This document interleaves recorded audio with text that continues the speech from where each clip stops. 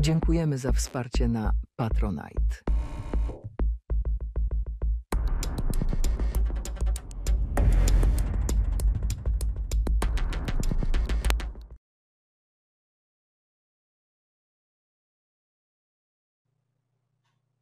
Kochani, witamy w 30. okrągłym odcinku Amiga bez ściemy. No i standardowo, jak to my, witamy serdecznie mój przyjaciel Rafał Chyła, no i uśmiechnięta twarz Remigiusz Remix Kolasa. Jedziemy!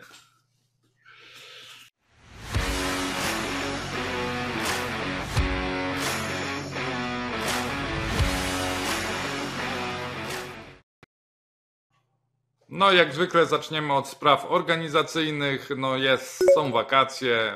W momencie, gdy oglądacie ten film, to Remik gdzieś tam się smaży na nadmorskich plażach na urlopie, no ale zdążyliśmy nagrać to wcześniej. Natomiast tak jak już to mówiliśmy w poprzednim odcinku, pewnie nieco zwolnimy tempa. Natomiast plany są takie, by wrócić jednak z tematami nagrań live, bo chociaż nie ukrywamy i bijemy się w piersi, większość z nich nie była zbytnio udana, to jednak mamy fanów tego typu nagrań, a ponieważ będzie lato i będzie właśnie mniej czasu, a więc live, który nie wymaga tyle jakby roboty, bo nie ma montażu, no świetnie by się wpisał w ten okres, więc myślę, że zrobimy live i myślę, nie wiem, tu Remik, bo z tobą jeszcze nie rozmawiałem, ale myślę, żebyśmy pociągnęli może temat tych Inter, bo wtedy wyselekcjonowaliśmy tam ze 30 Inter, ale pokazaliśmy tylko połowę z nich, a wiem, że były też głosy, żeby to dokończyć, więc może byśmy to zrobili. No i pewnie na początku... Pełna zgoda. Okej, super. To coś już mamy ustalone. No i pewnie na początku sierpnia, gdy ja z kolei będę na urlopie, no ale też spróbujemy to nagrać nieco wcześniej, zrobimy odcinek rocznicowy, bo drodzy widzowie, to już prawie rok jesteśmy z wami, więc no trzeba będzie coś tutaj zrobić i to są takie nasze plany na wakacje. I nie wiem, czy ty, Remik, masz tu jeszcze jakieś sprawy organizacyjne, czy już przechodzimy do mięsa? Tak, mam dwie sprawy organizacyjne. Pierwsza to taka, że bardzo cię serdecznie przepraszam, przyjacielu, bo dzisiaj, kochani, byliśmy mówili na godzinę 10 rano i Remik dał ciała i zjawił się godzinę później, no ale to właśnie te urlopowe tematy, więc wszemi wobec ciebie mufo jeszcze raz przepraszam, ale nagrywamy, więc jedziemy dalej. I druga sprawa odnośnie ostatniego naszego filmu. Ja już się nawet kontaktowałem tutaj z Bulim, naszym przyjacielem od ostatniego wywiadu, bo masa ludzi mnie zaczepia na Facebooku, żeby kontakt dać. Ja już tak wszemi wobec też na tym Facebooku nawet oznajmiłem, że dajemy linka do jego kanału i tam go znajdziecie. I nie chcę tu być jakimś takim łącznikiem, więc jak macie do niego pytania, wbijajcie do niego na kanał. Być może ten kanał nawet stanie się bardziej popularny. No i pozdrawiamy gościa mega serdecznie. Kanał, link jest w opisie, także wszystko znajdziecie pod naszym poprzednim odcinkiem. Właśnie to jest ciekawe, że często ludzie zadają pytania o linki, a my zawsze dajemy w opisach, ale no to niestety tak nie powiem tu nic odkrywczego, bo to już też i na innych kanałach też takie tematy się przewijają, że ludzie oglądają filmy, ale nie czytają opisów, więc zachęcamy do czytania opisów filmów. Do czytania opisów, dokładnie. Kochani, dzisiaj materiał numer 1 to będzie mojego przyjaciela. Zapraszamy do filmu, bardzo ciekawy materiał. Zapraszamy.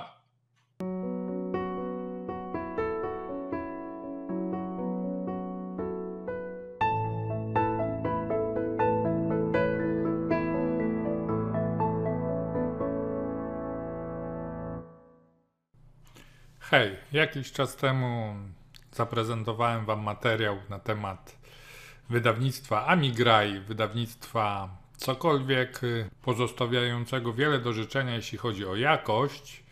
Mimo wszystko odcinek cieszył się dużą popularnością, więc postanowiłem powrócić do tematu amigowej pracy, zwłaszcza, że w ostatnich tygodniach mieliśmy dwie interesujące nowości i zwłaszcza, że tym razem tytuły, które będę omawiał, będą dużo lepszej klasy. Pierwszym tytułem, o którym chcę wspomnieć, to Amiga Friendship. Inicjatywa ta była już omawiana u nas na kanale przy okazji odcinka 7 dedykowanego amigowej prasie, więc nie będę tutaj powtarzał może tego, co mówiłem wcześniej. Zapraszam oczywiście do obejrzenia tamtego odcinka, gdzie oczywiście link będzie w opisie. No więc pokrótce charytatywny profil pisma się nie zmienił.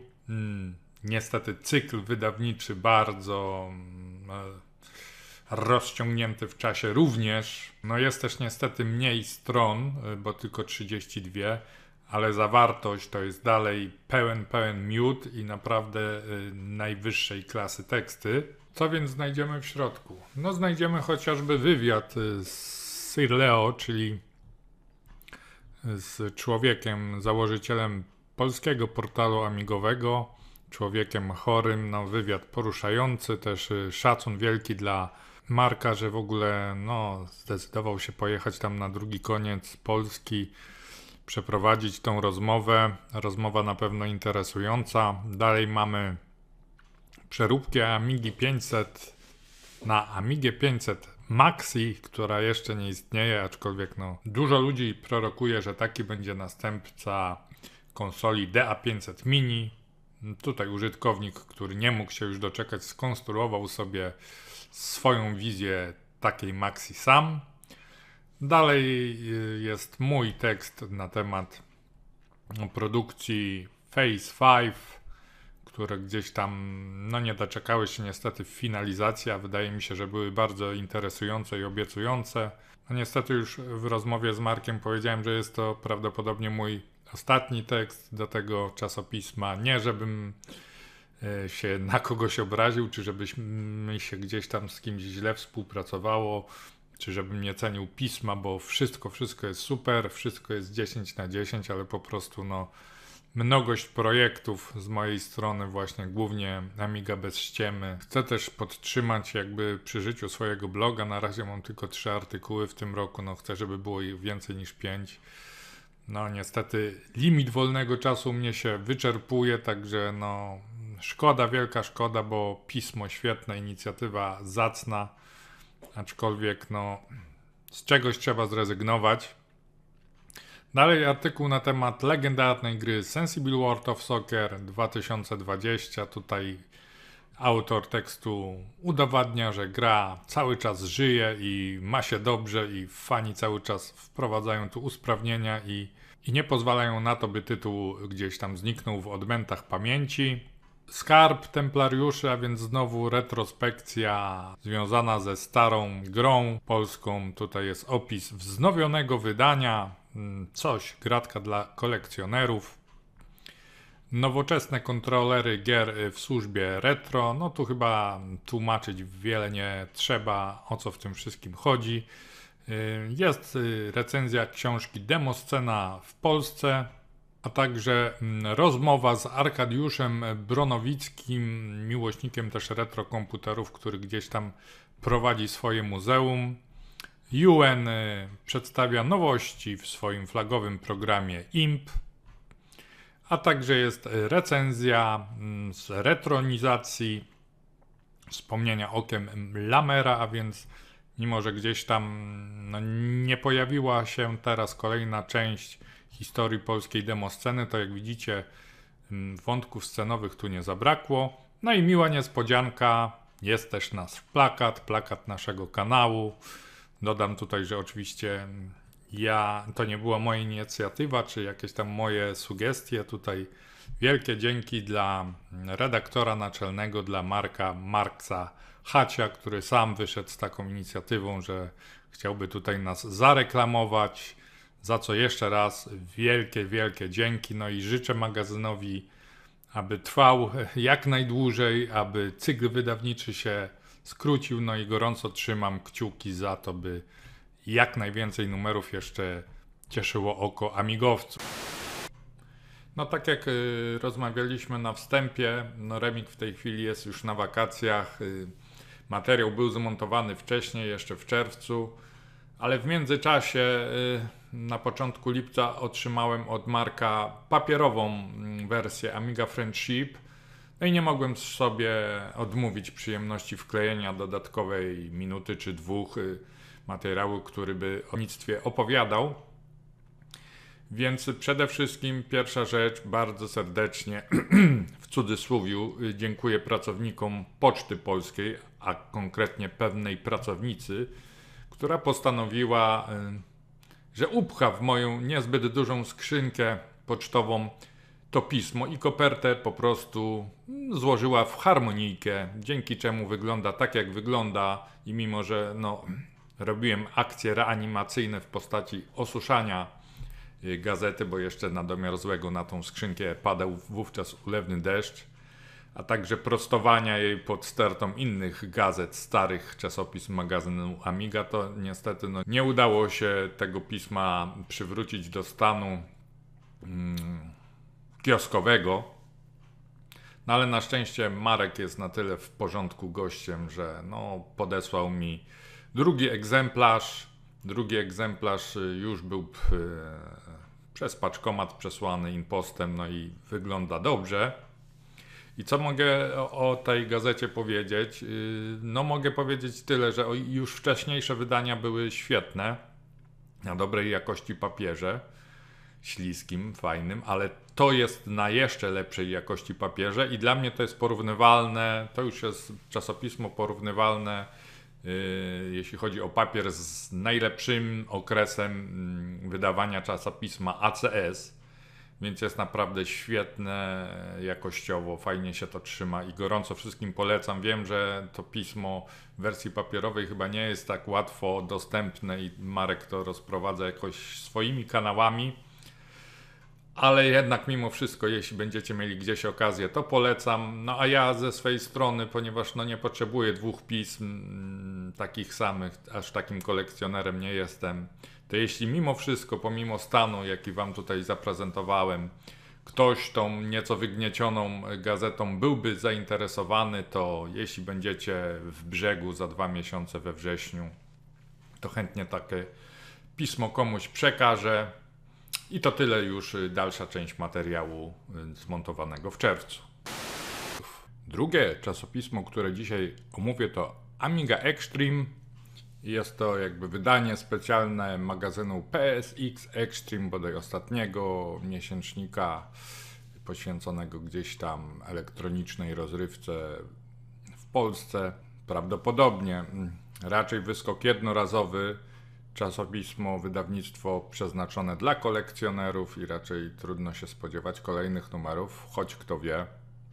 Świadczy o tym też fakt, że zostało ono wydane aż w 6 wersjach okładkowych i byli tacy kolekcjonerzy, z tego co wiem, na amigowych forach, które kupili wszystkie 6 różnych wersji. Ja jestem kolekcjonerem Amiprasy nie od dziś, ale nie aż tak ortodoksyjnym, więc wziąłem sobie wersję najmniej popularną, czyli wersję z okładką z gry Flashback. I co tutaj mogę powiedzieć? Pierwsza rzecz, która rzuciła mi się w oczy i która, mówiąc szczerze, nie wzbudziła mojego entuzjazmu, to okładka. Ja nie wiem, czy ten film, który teraz widzicie, oddaje to, co ja czuję, czy co ja widzę na żywo, ale porównałem sobie z kilkoma innymi czasopismami amigowymi, jakie wyszły w przeciągu ostatnich 5 lat. I ta okładeczka jest zdecydowanie najcieńsza, ma najmniejszą gramaturę. Ja wiem, że okładka to nie jest coś najbardziej istotnego, że istotna jest treść i zawartość. Natomiast wiem też, że jest to jednak czasopismo dla kolekcjonerów i sam, będąc kolekcjonerem, wiem, jak to jest. Te pisma są często wyjmowane z regału, przekładane, wkładane między stos innych gazet. I wiem po swojej kolekcji, że te wszystkie czasopisma, które gdzieś tam miały twardą okładkę, to do dziś, pomimo upływu nierzadko 30 lat, są niczym z kiosku. Natomiast te z okładkami cienkimi, to gdzieś jest jakieś małe zadarcie, gdzieś jest jakieś zagięcie rogu, gdzieś jest coś. Szkoda, że tutaj wydawca nie postarał się lepiej. Natomiast pole, w którym wydawca ewidentnie błysnął, to jest liczba stron. Tutaj macie konkurencję. Amiga NG miała w złotych czasach 60 stron, Amiga Friendship 40. Godnym konkurentem był Amigazyn z 90 stronami. Jednak wszystkie te pisma przegrywają z Amiga Extreme, która może się pochwalić ponad 120 stronami zawartości. Co znajdziemy na tych stronach? Na początku znajdziemy wspominki redakcji z tamtych lat i to słuszna uwaga jednego chyba z forumowiczów PPA, który trafnie zauważył, że kiedyś organizacją tego typu inicjatyw zajmowali się ludzie, którzy się zajmują aktualnie Amigą, a tutaj jednak większość ksywek to są jakieś ksywki, które już chyba w tym środowisku aktywnie się nie udzielają, choć też powiedzmy sobie szczerze, że wśród grona redakcyjnego znajdziemy takie postacie jak Alt czy Voyager, które jak najbardziej czytelnikom PPA są znane.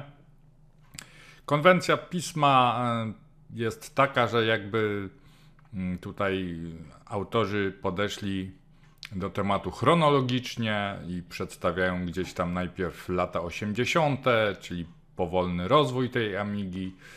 No, mnóstwo recenzji gier i tu nie oszukujmy się, gier przeważnie znanych, zrecenzowanych tutaj gier, być może 1 czy 2 tytuły niewiele mi mówiły, reszta to są rzeczy raczej znane, oklepane, które żadnego fana Amigi nie zaskoczą.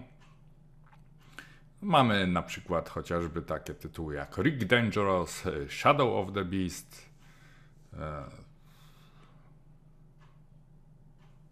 Northern Soldier.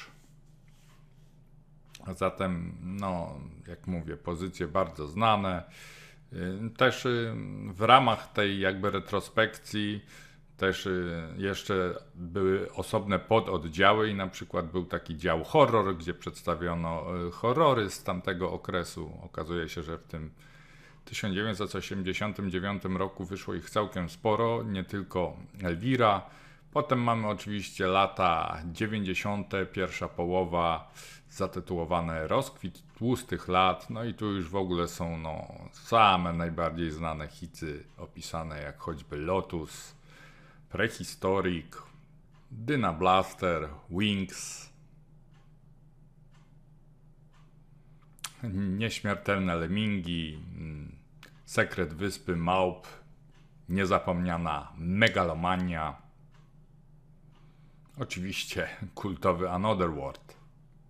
Jest też trochę publicystyki, nie ma jej niestety tak dużo, jakby się chciało, nie ma jej tak dużo jak chociażby w czasopiśmie Amiga Friendship, ale są jakieś wywiady z autorami ówczesnych gier, więc to myślę, że może być dla wielu taki najbardziej smaczny rodzynek. Oczywiście jest też znowu w ramach jakby podserii tematycznej przegląd pinballi, z czego Amiga słynęła. Nie mogło zabraknąć oczywiście opisu Sensible Soccera. Dalej jest też gdzieś tam przegląd RPG-ów, Ambermon, Ishar. To kolejna jakby taka podseria tematyczna.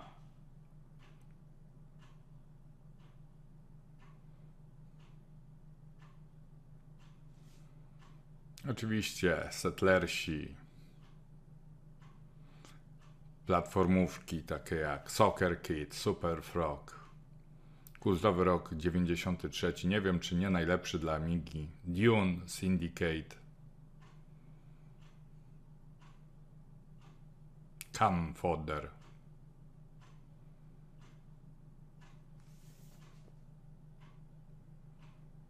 Desert Strike, dla wielu kultowe, choć dla mnie nigdy jakoś nie zaraziłem się grą UFO. Są polskie akcenty jak Franco czy Cytadela, nie ma ich wiele, ale jakiś tam polski wkład w elektroniczną rozrywkę na Amidze też został zaznaczony. Została nawet wspomniana Deluxe Galaga, więc chyba najbardziej znany tytuł shareware'owy, który zrobił na Amidze dużą furorę.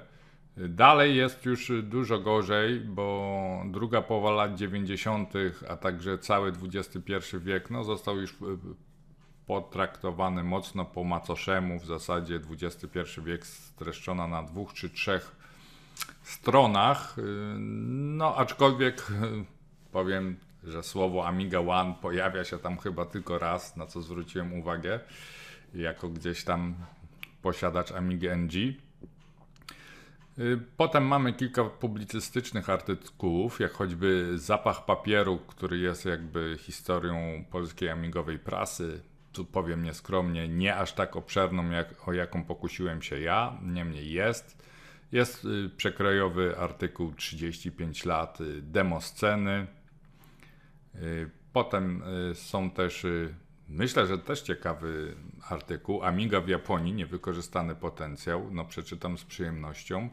Dalej Lorraine i Amiga, kręte ścieżki, chaotyczny rozwój pod szyldem Commodore, czyli różne tam prototypy, projekty, które nie doszły do fazy realizacji. Test D500 Mini, zastosowania Amigi w TV, w branży, no i coś dla Remika, czyli historia serii Alien Breed. Myślę, że przeczyta z zadowoleniem. No, krótki też artykuł o pogoni Amigi za Doomem, o naszych rodzimych klonach i kompleksach z tym związanych.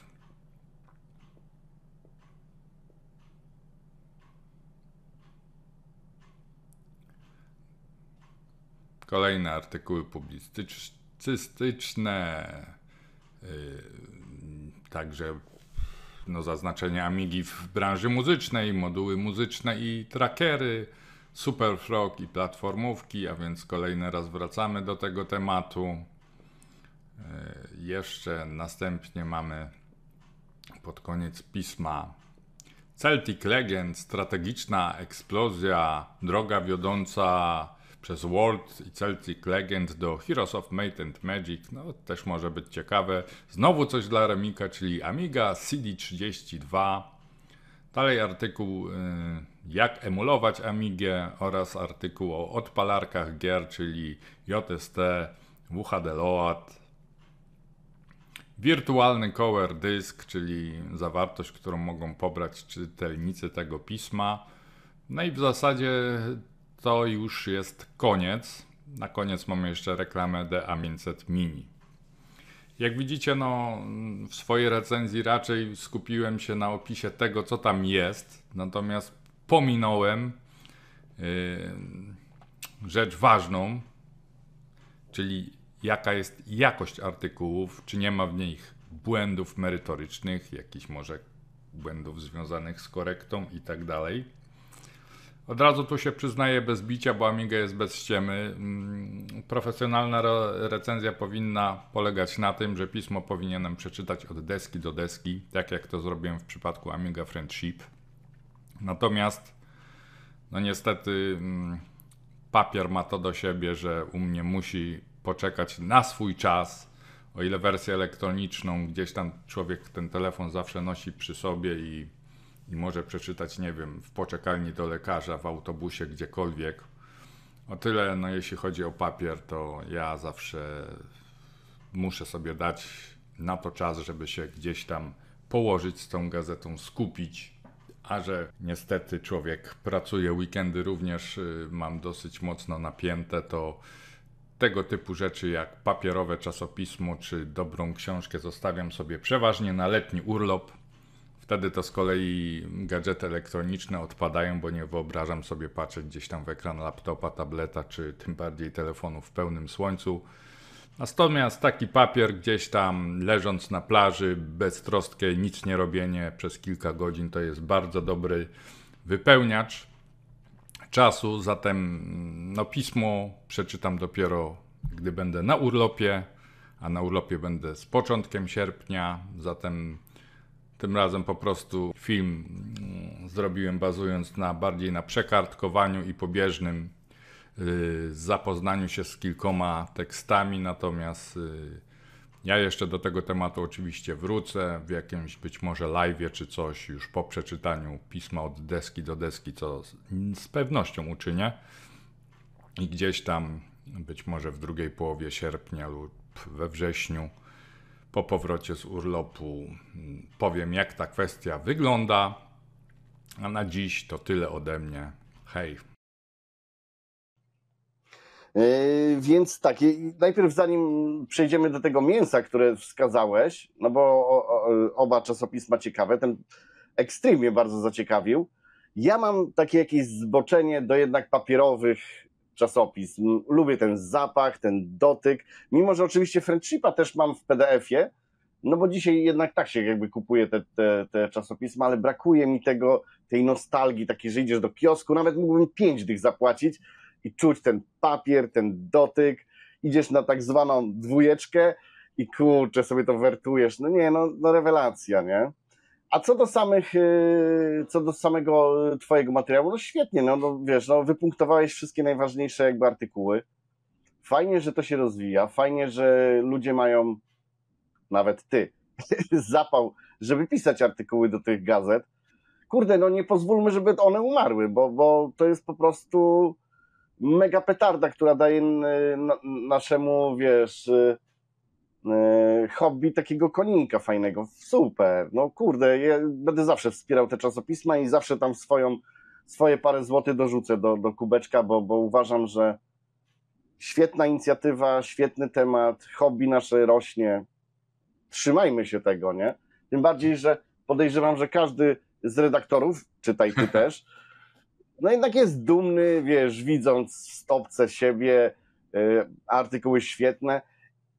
O, w sumie jeden taki myk, który zarzucę, że zwróć uwagę, że na przykład te czasopisma, magazyn Amiga, ACE z lat 90., które kochamy i mamy, teraz te artykuły są takie mega rzetelne, tak już kurczę, ojeju, nie, że tu już nikt się do niczego nie przyczepi, a w latach 90. to każdy trochę sobie tam buja w obłokach, a tutaj jednak jest taka rzetelność, nie, i to mi się podoba, nie. Widać, czuć ten taki zaangażowanie osób, nie? Że to już jest fan dla fanu, nie? No wiesz, też oddajmy jakby sprawę faktom i teraz taki Amiga Friendship, który jest półrocznikiem powiedzmy, bo z taką częstotliwością to wychodzi i masz napisać jeden artykuł, to może się przyłożyć, a jednak w tych 90 latach, jak był miesięcznik, miałeś napisać 3 albo 4, to ja też rozumiem tych ludzi, że z taką pieczołowitością mogli do sprawy nie podchodzić, bo jednak tempo pracy było inne, nie? Co do tej stopki, no tutaj ja nie chcę, nie wiem, bujać w obłokach albo wysoko gdzieś tam nosa podnosić, ale to jest trochę tak, że owszem, jak jeszcze właśnie do tego ACS-u napisałem pierwszy artykuł i tam się pojawiło moje nazwisko, no to faktycznie człowiek też czuł tą dumę, a teraz to ja już do tylu rzeczy pisałem, do tylu jakby tytułów, że to jest kolejny dzień w biurze, sorry. Także ja to raczej traktuję inaczej, nie, że jakąś moja duma, czy ten, tylko bardziej właśnie no chcę wesprzeć fajną inicjatywę, zwłaszcza, że no to jest fajna inicjatywa, no bo jeszcze tutaj masz kwestie charytatywne, też wywiad właśnie z Sir Leo. Nasz poprzedni gość przecież go dobrze znał osobiście, nawet miał od niego kartę turbo, także no ten Ami światek jest mały. A co do tej kwestii, którą na początku poruszyłeś, że to położenie się na kanapie z gazetą, ten cały rytuał, to powiem szczerze, że to kopiuj wklej mógłbym swoje jakby tutaj podejście do tematu. Dokładnie przez lata, nawet jak już powiedzmy te amigowe czasopisma w kiosku się skończyły, to jeszcze myślę, że do 2010-2015 roku ja uważałem, że tylko papier, no podejść do mnie do PDF-a to była męczarnia, to nie było to, ale jednak ta technologia, jednak ta otaczająca nas, nie wiem, mobilność i tak dalej ma na nas wpływ i dlatego ja w tym materiale powiedziałem, że PDF-a to zawsze przeczytam, bo nawet nie wiem, byłem gdzieś tam z żoną u lekarza i w poczekalni siedziałem 45 minut, no wyciągnąłem ten telefon i tego Amiga Friendship gdzieś tam kilka artykułów połknęłem, a właśnie teraz ten papier, mimo że to co mówisz to jest fajne, ten zapach papieru i wszystko, ale jest jednak przeszkodą, bo tej gazety 24 godziny przy sobie nie nosisz i musisz faktycznie znaleźć czas, właśnie mówię, będzie ten urlop, ten leżak i wtedy będę miał czas, a tak tego papieru nie ma czasu przeczytać. No ale zgadzam się, że no tak, papier to jest to, tylko że no w dzisiejszych realiach mało się sprawdza niestety. Ale tak. No w ogóle ten, wiesz, ta cała ta kurczę otoczka tego wszystkiego, tak otwierasz ten zapach. Nie, no Ojej, wiesz, mamy też cudowna swoje sprawa, wspomnienia, nie? jak się szło z tego kiosku z tym świeżym ACS-em czy magazynem Amiga, nie było internetu, co Oj, tam w środku za newsy? Połóżmy się na kanapie i tak, wstajmy, tak, nie? tak. Tak. I w ogóle to było też takie niesamowite, że się czytało to wszystko od deski do Tak, deski. Dzisiaj to tak tak. w zasadzie jakby wyłapujesz sobie te artykuły, które cię interesują, a wtedy byłeś tak chłonny tego wszystkiego dookoła. No super, no ale no niestety, to jest nasza nostalgia, nasze dzieciństwo i No tak. chyba już tego nie No odtworzymy. dobrze, że takie inicjatywy są, ale myślę, że już temat wyczerpaliśmy i ja bym proponował przejść do twojego materiału. Zapraszamy na film Remigiusza. Jedziemy. Witajcie kochani. W dzisiejszym odcinku z mojej strony oprowadzę Was po silnikach 3D z lat 90., którymi uwielbiałem się bawić. Bawić, czytaj, ogrywać, testować, sprawdzać, bo wciąż wierzyłem, że prawdziwy Doom na Amigę w końcu się pojawi. Zapraszam.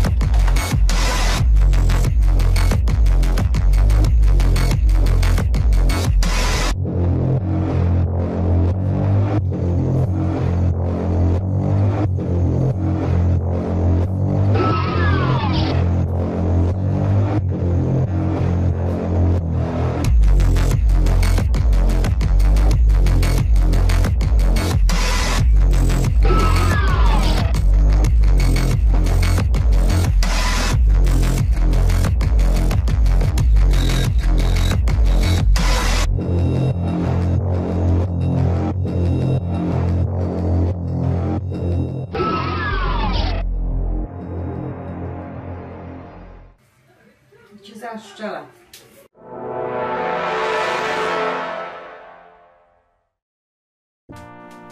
Rok 1992. U mojego przyjaciela Macieja, a w zasadzie u taty Macieja na PC-cie, bo Maciek był amigowcem, ale tata miał PC-ta. Zobaczyliśmy grę pod tytułem Wolfenstein 3D. Muszę szczerze przyznać, że ja jednak miałem kompleks tej gry i czekałem na nią, masakrycznie czekałem. Potem pojawił się Król Doom i całkiem mnie pozamiatał. Boże, jak ja uwielbiałem w to u kolegi grywać, a na mojej Amidze jakoś nie bardzo to szło, ale wciąż wierzyłem. No, w końcu Świętą Trójcę, czyli Quake'a, którego teraz widzicie, ograłem w końcu i na Ami, ale zanim to się ziściło, moja droga była dość ciekawa. Przyjrzymy się zatem silnikom 3D, które były dostępne na amigowych płytkach wtedy, czy też u handlarzy. I mimo, że to nie była gra, to się kupywało te dyskietki z tymi silnikami, się je testowało i wierzyło się, że zaraz będzie power. Fears. 1995 rok. Ten rok jest chyba największym rokiem wysypu silników 3D. Ale aby zrozumieć, skąd powstał Fears, zapraszam do dema.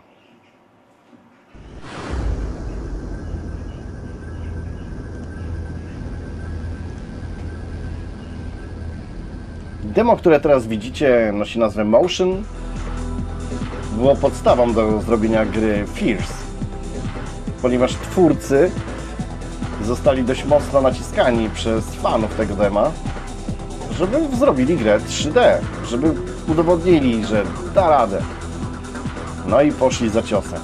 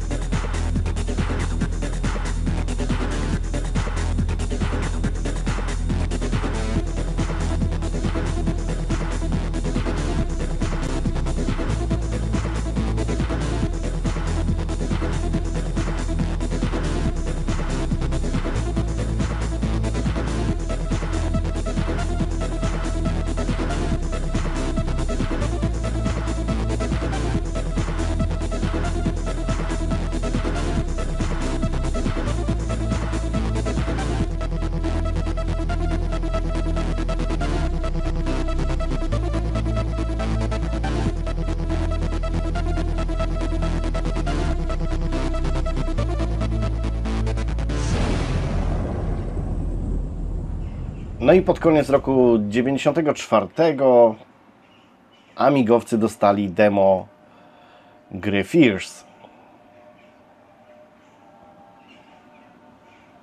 I muszę przyznać, że to pierwsze demo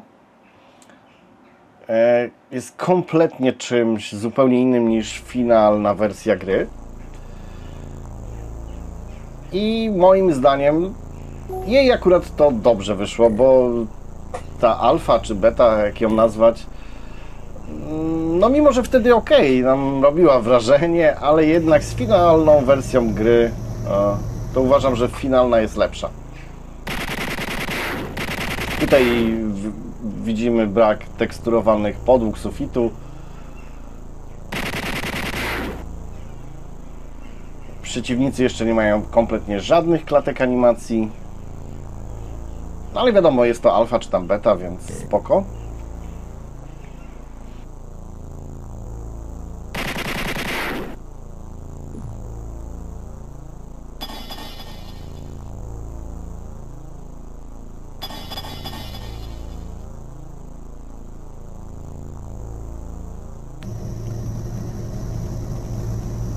No i na początku 95 roku dostaliśmy demo numer 2. Pamiętam bardzo dobrze to demo z tego względu, że byłem jednym z tych naiwniaków, którzy się nacięli, że na CD32 Gamer widziałem screen i mówię, o, sobie pogram w to demko, a niestety to były tylko screenshoty. No i tutaj też nie wiem, dlaczego z tych przeciwników zrezygnowali w finalnej wersji gry. Bardziej je zanimować i byłoby fajnie, a w finalnej wersji gry z kolei postawienie na tylko przeciwników typu głowy, no nie wiem, no fajnie byłoby to wymiksować. Ale pamiętam, że to demo było dość mocno w naszej amigowej prasie pokazywane, przynajmniej na screenach. No ale rzeczywiście już tutaj prawie finalny produkt widać.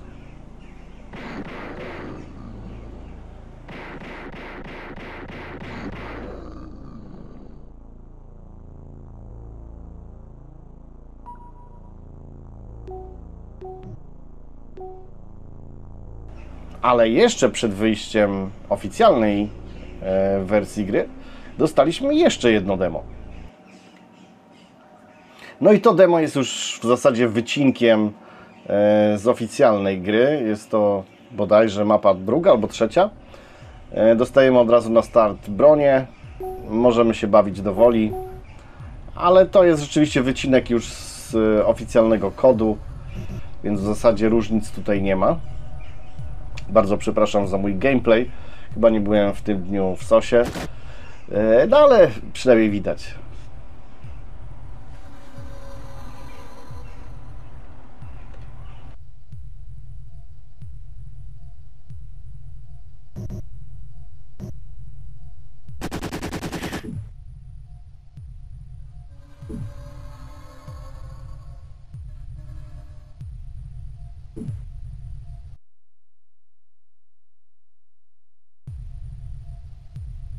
No i oczywiście na sam rzut finalna wersja.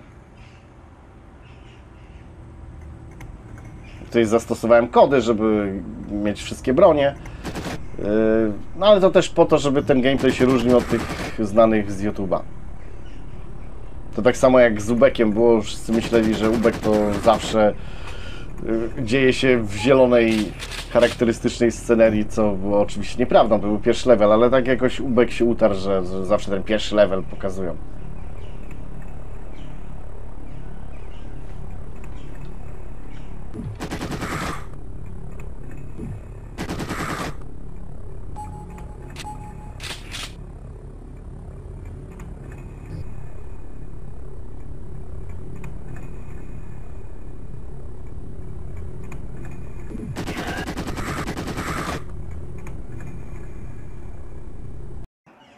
PUM 1994 rok. Bardzo dobrze pamiętam historię związaną z tym demkiem. Pojawiłem się oczywiście u mojego ulubionego handlarza w Pile, czyli u Darka w Wideoscenie. I on mówi, mam Dooma. Chcesz dyskietkę? Mówię, kurczę, dawaj, nie? Mówię, ale to jest PUM, nie Doom. Ale zobacz sobie, nie? I pamiętam, że odpalił to na swojej Amidze 4000 i chodziło to super. No u mnie na CD32 z Fastem było ok, ale no wiadomo, no w porównaniu do jego 4000 było gorzej. Aczkolwiek pamiętam, że była jeszcze jedna wersja wcześniejsza, bo to co widzicie teraz to już jest chyba PUM 0.2, ale był 0.1 i dział się w takim zupełnie innym plenerze. No ale niestety nie jestem w stanie go odkopać ani znaleźć. Kolejnym silnikiem jest My 3D Engine z 1995 roku, stworzony przez Mystic.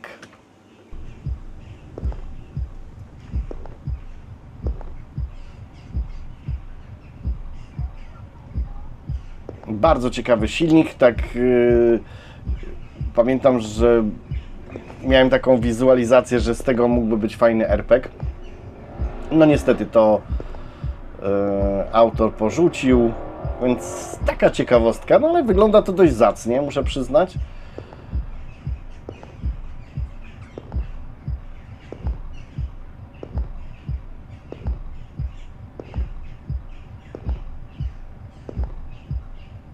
To takie mozolne chodzenie wtedy było na propsie. No dzisiaj to trochę męczy, ale w tamtych latach no, to tak było.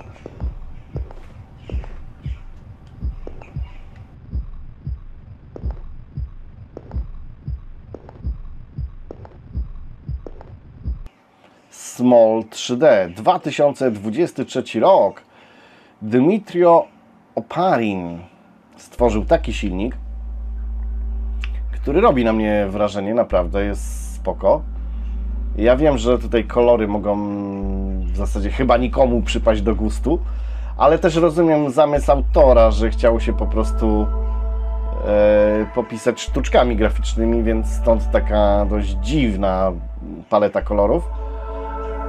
Zbyt szeroka moim zdaniem, no ale no wiadomo, jest to demko, więc wybaczamy.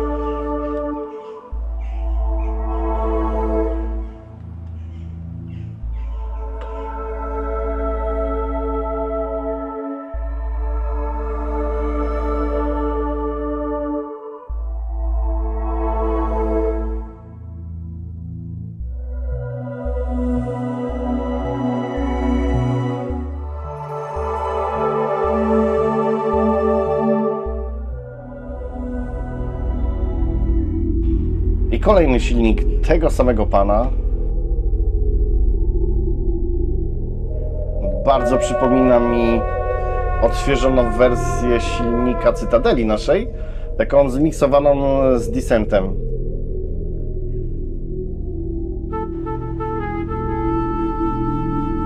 Ale trzeba przyznać, że też ciekawe.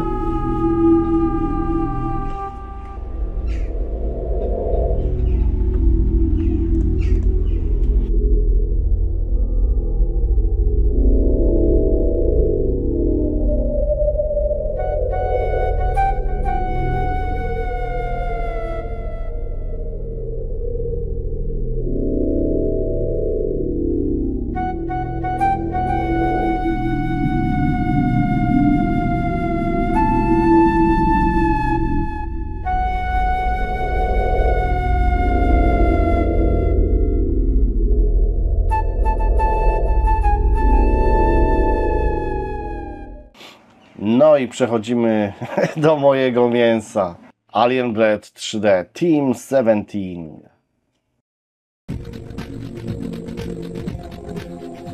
Oj, muszę przyznać, że cholernie bardzo mocno pamiętam te rolling demo. Taka ciekawostka, ono działało tylko na Amidze 1200 gołej.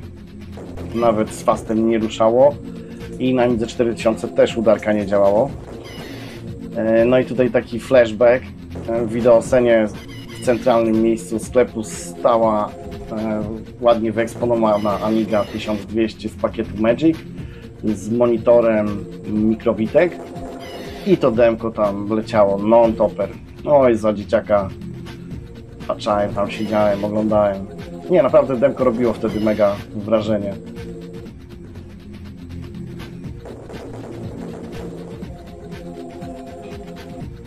Zostawiam Was jeszcze na chwilę z tym demkiem, ponieważ diametralnie różni się od finalnej wersji gry. Pod niektórymi względami gorzej, a pod niektórymi niestety lepiej.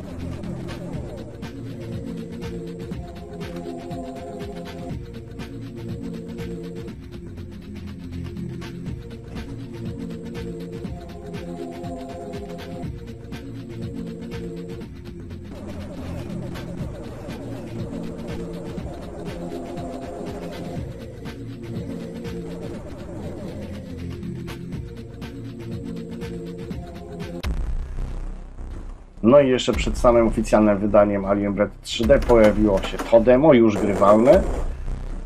Oj, znałem je na pamięć. Świetny ten widok Saturna w tle. Świetne tekstury piasku. Świetni przeciwnicy i dość dobrze zanimowani.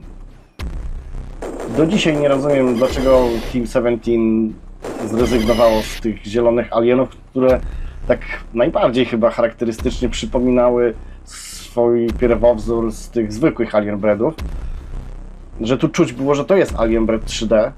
Znaczy, że to jest Alienbread w 3D. Tu było to czuć. No w oficjalnej wersji właśnie nie wiem czemu zrezygnowali z tych potworów. W każdym bądź razie polecam to demko. Nawet dzisiaj za minutę sobie pobrać i ograć. Jest warte.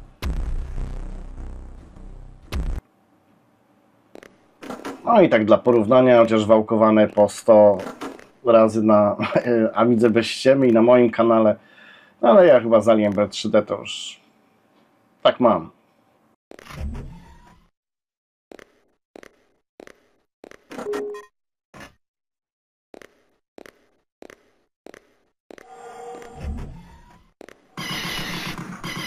Nie no, zdecydowanie trzeba przyznać, że ta oficjalna wersja zdecydowanie różniła się od tych wszystkich demówek. No i tak mi się marzy kiedyś wywiad z panami z Team 17 i zadać im pytania o sprite'y potworów. No i dlaczego ta gra aż tak wyewoluowała. No ale zobaczymy.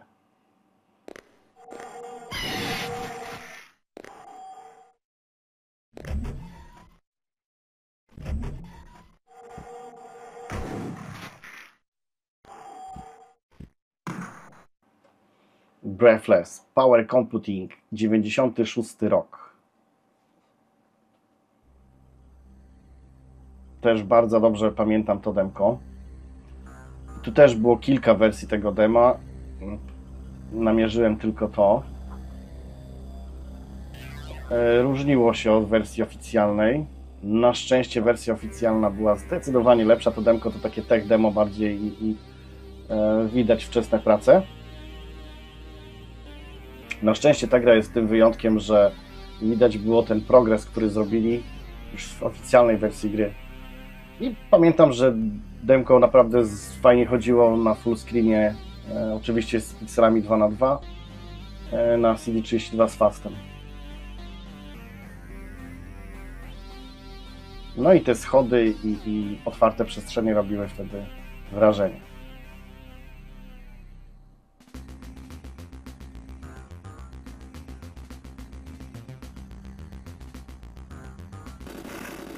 No i tak się prezentowała właśnie oficjalna wersja gry. Nie no, widać progres w stosunku do tych wersji wczesnych. No tak powinno być wszędzie. Przyznam szczerze, że coraz większy sentyment mam do tej gry. Piękny soundtrack, piękna gra, piękne wykonanie. Breathless.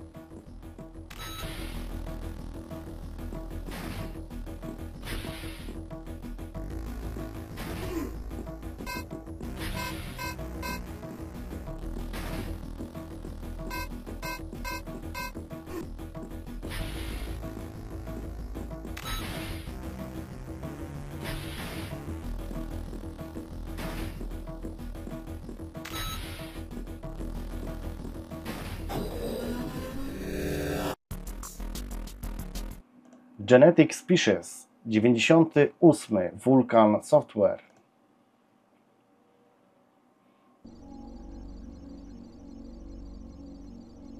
No tutaj jest w ogóle mega ciekawostka. Pamiętam dokładnie tą wczesną wersję silnika i te żywcem skopiowane sprite'y z Duma, jeżeli chodzi o bronię. Oj, to wtedy oczywiście, wow, super. A gra totalnie różniła się w wersji finalnej. W zasadzie nie wiem, co tu przetrwało tak naprawdę. Oprócz samego silnika, ale no i tak było super to demko. Tam tu też było chyba ze 3 albo 4 wersje, inkarnacje tego demka. No niestety ja tylko dysponuję tym. No ale też było najlepsze, bo te poprzednie to tak jakby wykastrować, to było jakby najbogatsze demo.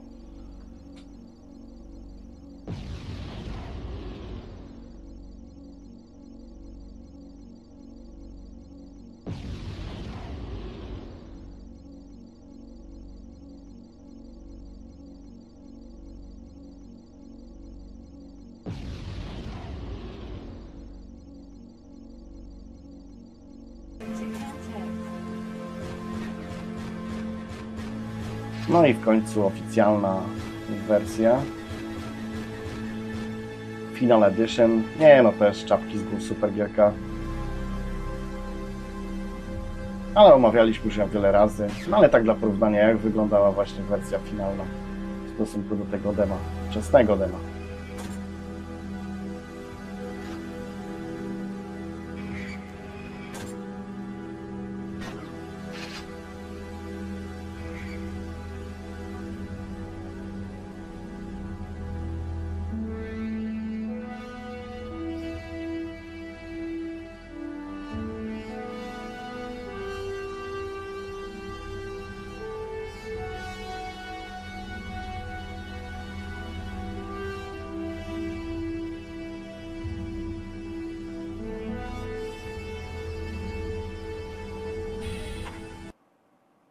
The Engine, 98 rok, Peter Annos.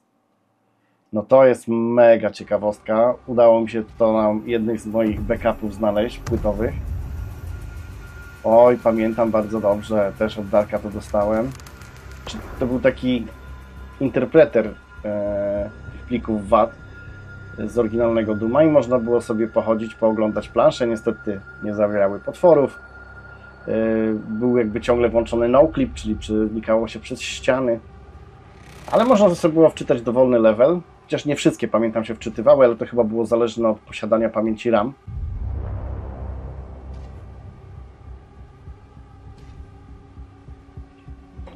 Do dzisiaj pamiętam klatkarz na moim sprzęcie, czyli CD32 plus Fast RAM. Były momenty, że bujało się nawet do 12 klatek, ale generalnie to było tak między 8 a 10. No tu widzimy ponad 80, no ale to dzisiaj działamy na FPGA, więc tak to jest.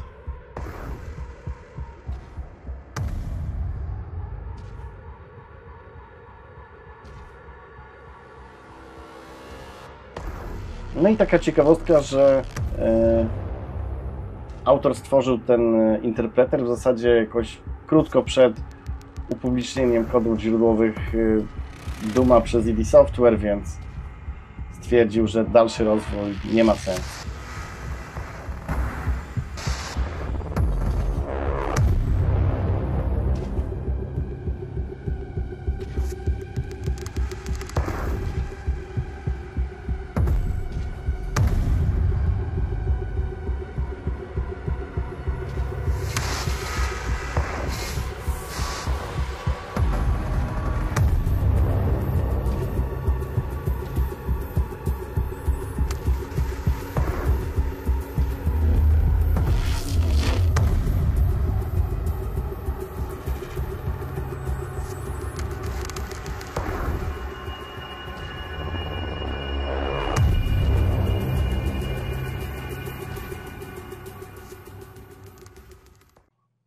No dobrze, Remigiusz. I w tym momencie powiem coś bardzo kontrowersyjnego, co być może ci się nie spodoba, ale muszę to powiedzieć, że ten materiał Jasne. kompletnie, ale to kompletnie nie nadaje się na odcinek specjalny. I zanim mi tu się rzucisz do gardła i wyrwiesz trzewia, od razu się tłumaczę.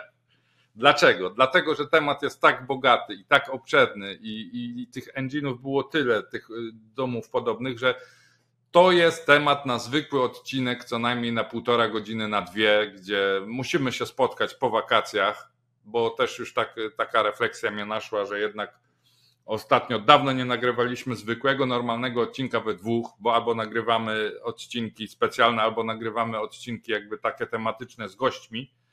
A myślę, że tutaj, no ty to bez wątpienia, ty to jesteś fan i w ogóle ekspert od tych engine'ów 3D niezastąpiony, ale ja myślę, że też mam jakąś wiedzę, więc na pewno możemy się spotkać we dwóch gdzieś tam we wrześniu po wakacjach i pogadać o tym na dłużej, bo naprawdę temat jest no, tego wart.